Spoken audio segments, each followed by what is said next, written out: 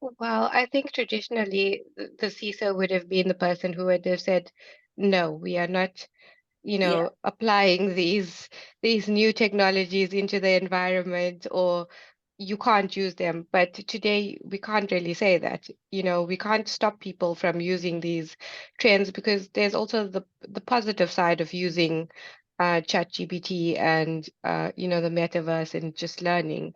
So The challenge we've had in IT over so many years is that we're innovating and doing digital strategies and transformations at an accelerated pace, but we can't ever seem to turn off that 30-year-old Unix server. So when we're looking at all these new ways that we could be doing really cool business, that we can be applying augmented reality into interacting with our AS400 from 1998. Yeah, reducing that attack surface always becomes really important, which means we have to know what our assets are. We have to know what our risks to those assets are. And we have to turn off the stuff that we shouldn't have anymore. And that change process can be very, very challenging. Before we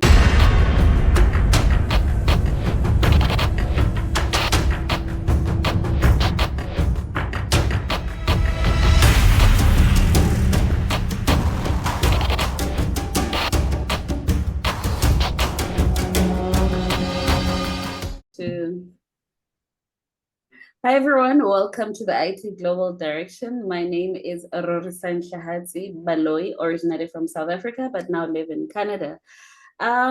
Today I have two guests, amazing guests in the IT security world. I would like them to introduce themselves, starting with Leigh.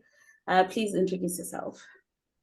hi everyone, I'm Leigh-Ann. I'm also originally from South Africa, but currently living in London in the United Kingdom. Awesome. Thank you. Adam? My name is Adam. I was originally in Quebec a long time ago and now living in Western Canada. Awesome. Pleased to meet you. Hopefully the conversation will be as fruitful as I imagine it to be. So today's topic, we're going to be talking about emerging cybersecurity things. I don't know what that things is. I'll be hearing from our guests today on what is emerging in the cybersecurity world. Adam, would you like to give us a high-level view of what's happening in the cybersecurity world? I have to admit, I was a little distressed at the Verizon database investigation report from, I guess that was the 2022 edition, which the theme of it was something along the lines of, as much as everything changes, everything stays the same. We're still dealing with the same password problems. We're still dealing with the same, I guess, broken code. We're considering things like the OWASP, the Open Web Application Security Project top 10 as a bar to meet, not a baseline and a foundation to build on. So there's a little bit of angst towards that, towards trying to find a way to make cybersecurity everyone's responsibility. But I think when we're talking about emerging, and because we've been talking about AI and ML and things like that in cybersecurity for quite a long time, the thing that's on everybody's mind right now is ChatGPT and OpenAI, conversational AI. So that to me is one of the more interesting conversation points about what we need to be doing in our organizations and maybe even in our personal lives from a cybersecurity perspective. Yeah. And Leigh, is there anything you can add from what Adam has indicated, or that's what's also emerging in the UK? I mean, yes, ChatGPT is the topic of conversation everywhere. And I guess the second emerging trend is probably the metaverse and how that's going to impact us. I know we have a few clients that are dabbling in the metaverse, creating sort of apps and asking us for assistance in terms of security. But I think fundamentally the basic security concepts still apply. So regardless of the application, you still want us to be secured from a password perspective and ensuring that we're not vulnerable in any way. So it doesn't matter if it's a legacy system or emerging technology, the fundamentals are still the same. Is that what I'm gathering here, Adam? Yeah, so I like to break things down into threes where I can, maybe fives where it's appropriate. But three goals that we want in cybersecurity at all times is reduce the attack surface, protect the residual risks, and get good at incident response. The challenge we've had in IT over so many years is that we're innovating and doing digital strategies and transformations at an accelerated pace, but we can't ever seem to turn off that 30-year-old Unix server. So when we're looking at all these new ways that we could be doing really cool business, that we can be applying augmented reality into interacting with our AS400 from 1998. Yeah, reducing that attack surface always becomes really important, which means we have to know what our assets are. We have to know what our risks to those assets are. And we have to turn off the stuff that we shouldn't have anymore. And that change process can be very, very challenging before we can even get to protecting residual risks and then getting good at incident response. What I see a lot of organizations trying to do is try to get good at the incident response part first, hoping, wishing that it will get kind of the backwards counterclockwise motion through the circle to apply better protections to risks we may or may not know. Yeah. I don't know what you're seeing, Leigh-Ann. I'd love to hear kind of your thoughts on that too. I mean, I would tend to agree with you because what we're seeing is that there's no balance, I guess, between protect, detect, and response sort of controls. Like, I think it also depends on who's in charge. You know, maybe forward-thinking CISOs are more, okay, it's a balance between those three areas, getting the basics right and then improving. Whereas if they don't have that CISO that's on top of things, having these discussions, they're not gonna know or have a clue of where to start, what to do, and may focus on the wrong things rather than have that balance. Is it a CISO's responsibility? So if I'm playing a different role, let's say I'm a CIO within an organization, yes, we have appointed a CISO. Is it a CISO's responsibility to make sure that they follow all the 5 principles of security, or does everyone in the organization need to know what are those principles that we all need to follow? I mean, I think today it's everybody's role, whether you're a CISO, management, the board, an employee, it's everyone's responsibility. I mean, in your own personal life, whether you're an employee or not, you still have to protect your own laptop, your own email, you know, your cell phone. So why can't you do it in the office? Yeah, that's true. And Adam, you touched on something that I still stuck in my mind. You mentioned people not switching off legacy, right? I would have assumed that even if you had legacy, you would have made sure that it's secured. Even when you move to more digital and modern technologies, you would have made sure that your legacy systems are also secured. Is the reason for being vulnerable the fact that you have legacy systems, or is it because you're not taking care of that legacy system anymore? It could be a multi-pronged approach in things like operational technologies where we make a 20-year investment into something like a massive CNC mill, and you may still have those devices working on your network running Windows 98, and there is no opportunity to change those up. It's not just a matter of saying, you got to replace that device, because it might be like a $3 million choice to replace based on Windows 98. So there's things we can do in the Purdue model, in the IEC 6443 kind of model of saying, okay, how can we appropriately encapsulate these things? But this is where, and I totally agree with Leigh-Ann, I love what you said there, is the role of the security professionals in our organizations has changed. And it is changing, it's continuing to change. And I think that this is an evolution that we have to come up with, is the CISO, or the security personnel in the organization, aren't necessarily people running tools or being compliance officers or being the Department of No. We have to be educators. So we have to open people's eyes up to what those risks are, and then work collaboratively with them to reduce those risks to a reasonable level in the organization. Not to say, get rid of Windows 98, should never exist. It shouldn't. But to say, okay, we've got some highly vulnerable things in here. How can we reorganize the way data flows in and out of them in such a way that we've got appropriate and reasonable security for the outcomes, for the way that they treat our business. Yeah.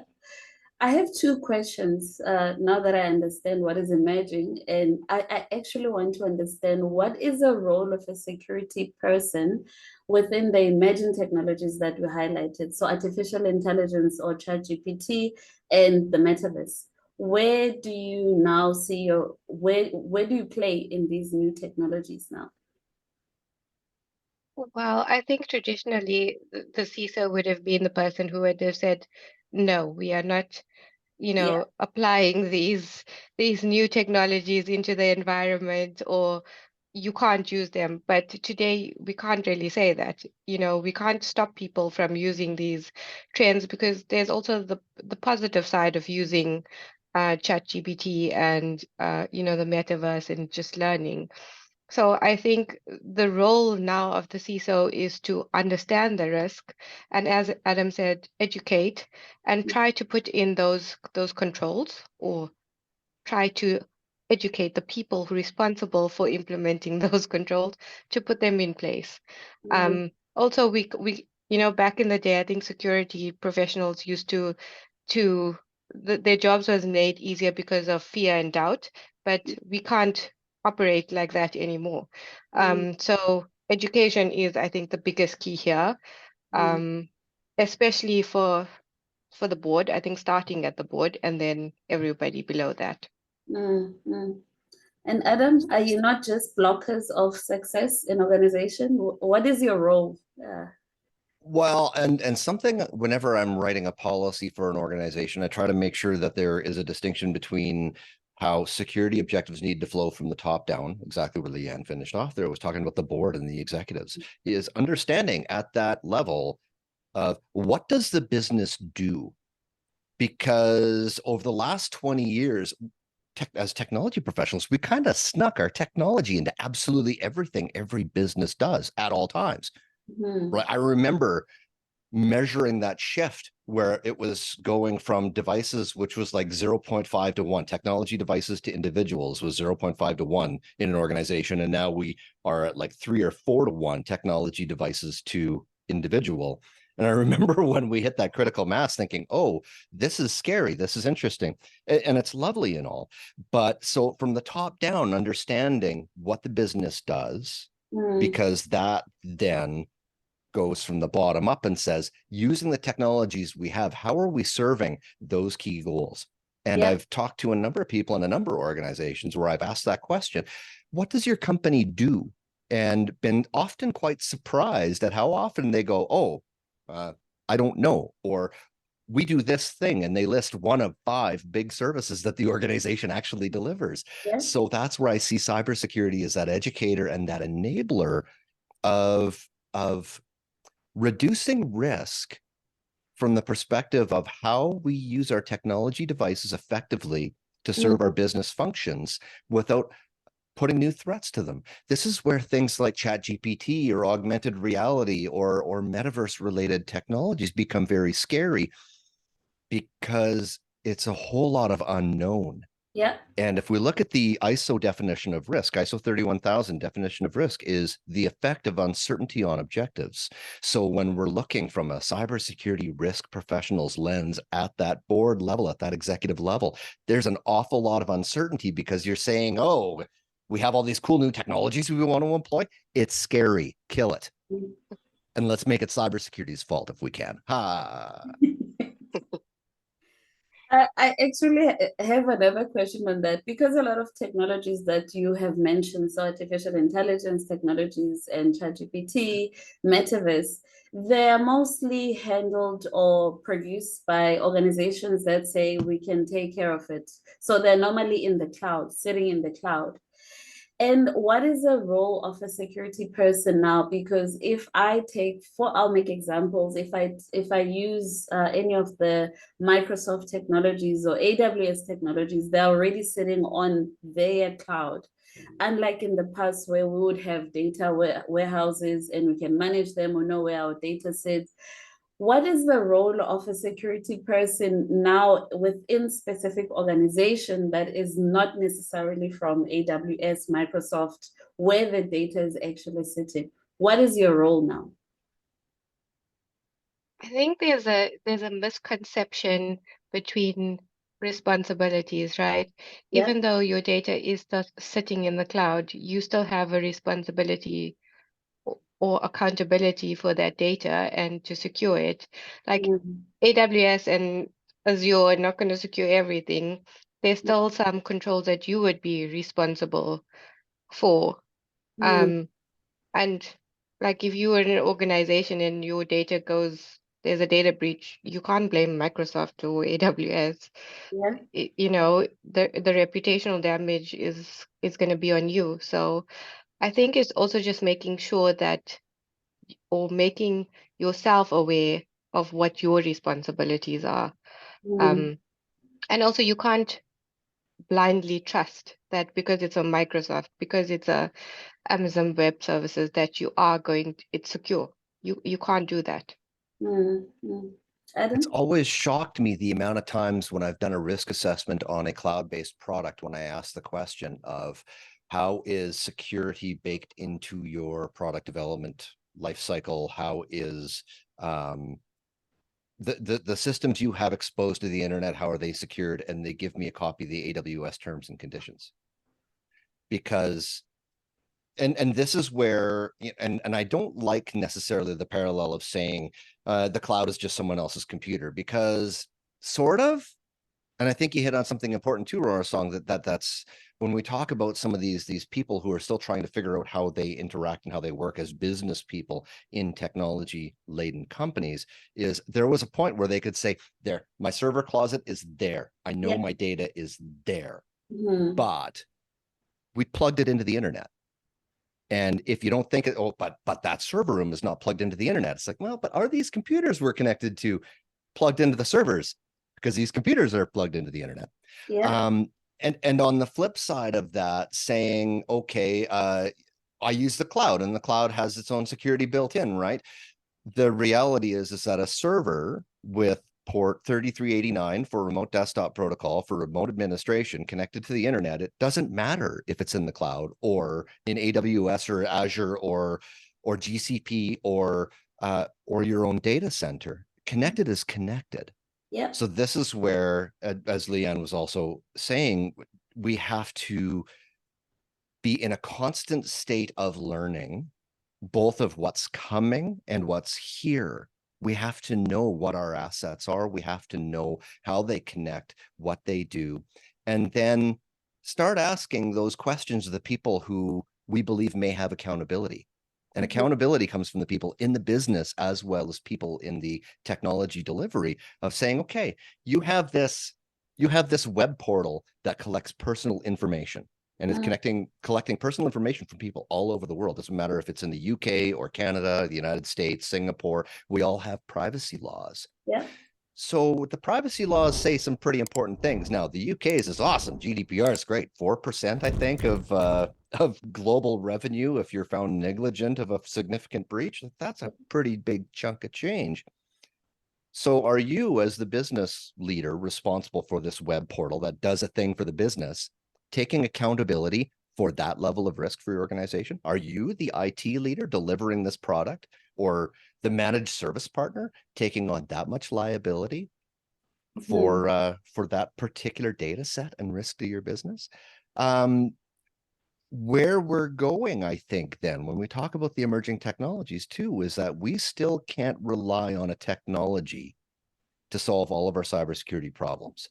And this has been around for a long time. Again, coming back to things in threes, I didn't invent this one, I totally stole it. People, processes, and technologies, right? This has been a core of cybersecurity for a long time. Do we have the right people performing the right processes with the right technologies? And that means we can't just buy a vulnerability management system and think all our vulnerabilities will be self-managed. Somebody still has to do something. And that's where I see the biggest way that cybersecurity needs to continue to merge with the rest of the technology ecosystem, is to make sure that we're still turning cybersecurity into something, from something we have into something we do. from something we have into something we do. Elaborate on that. I just need to. Does it still touch on people, process, and technology? Like Absolutely. process as things we do, and people we have as the people of the triple constraints of IT? So a vulnerability management system will look at a device and Yeah. it'll say, oh, I did some automated hacking and stuff. And I noticed that this device, has an unexpected configuration or a patch level that's wrong. Yeah. But the vulnerability management system itself won't go out and necessarily fix that configuration or fix that vulnerability. Often what has to happen is that somebody needs to do something. And we're in a very interesting place in time where a lot of organizations are hoping that they can simply outsource cybersecurity outcomes. And what they're getting is cybersecurity outputs. I don't necessarily mind the idea of outsourcing, but making that mindset shift of saying, I can get an awful lot of data and turning it into, we're doing something with that data to reduce our risk. We went through this 20 years ago with data analytics, data science, things like that, where we're saying, wow, we've got all this data about our customers. And then it took some smart people to come along and say, how do we turn that into better customer satisfaction? How do we turn that into more repeat customers? Right. So it's those outcomes we need to look towards.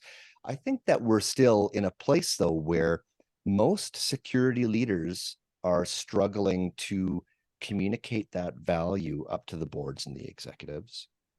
And the reason I say that is I talk to so many organizations still where I ask them the question, where is cybersecurity in your corporate risk register, your enterprise integrated risk register? And their answer is, it's like number 2, Adam. And then I ask the question, so how are you managing that risk? And their answer is almost invariably at this point, we're monitoring. Okay. And getting them to elaborate on that, they don't know what to do yet. So that's where I think that we as cybersecurity professionals can pivot and do better, is figure out how to take that monitoring into managing, ongoing assessment, tracking, understanding, reducing, understanding what our risk culture is too. In order to say, I had this conversation with at least 3 people over the last month of saying, when is it good enough? Good enough. We can't reduce risk to 0. We can't eliminate risk in our organizations. So when is good enough? Good enough. And that's where we have to pivot too. So it's a beautiful time to be alive. Yeah, it is, eh? And a scary one, because you never know if you'll never be fully secured. I think that's my observation from this conversation as well. Do you have the same observations in the UK, Leigh, regarding security and how security is treated by organizations? Are people serving? Yeah, go ahead. I was going to say, I couldn't agree more. I think, 10, 20 years ago, it was every country had probably different experiences or different levels of security, but, the internet has made that's non-existent anymore. So I think the same risk that you'd find in South Africa is the same risk we find in the UK and in Canada.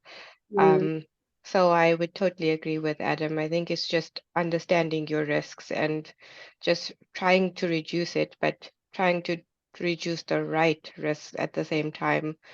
I mean, what I find here is that most risk registers have a one-line item for the cyber risk.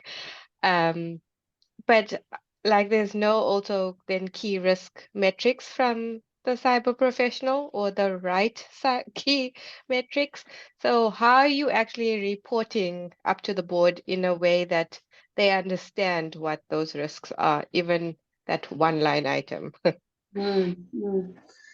I like this conversation. I think we can talk the whole day. I find it very interesting, especially with the emerging technologies that we're adopting as organizations.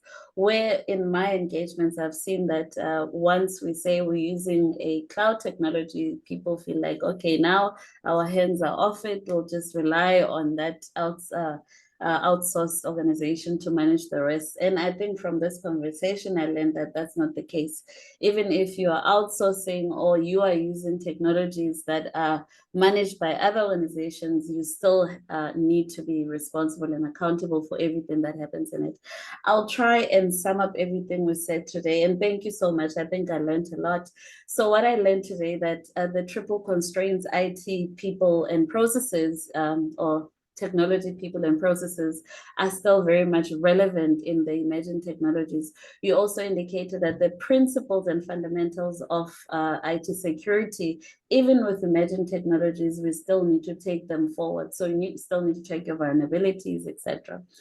What I also liked was that a lot of people would think that because I'm in Canada, we're dealing with totally different things. If I'm in South Africa, totally different things, UK. But what I gathered today is that, yes, there are slight differences, but at the core of it, things are starting to be very much the same because of the internet. As Leigh-Ann said, people are looking at the same things. We're adopting similar technologies. People are moving to the cloud, metaverse, artificial intelligence. Therefore, we are bound to be to experience similar risks. And another learning for organizations was that don't just observe and say we are monitoring risk, but you need to have mitigation plans to say, should we experience this? How can we resolve it? Should we experience this? How can we mitigate it?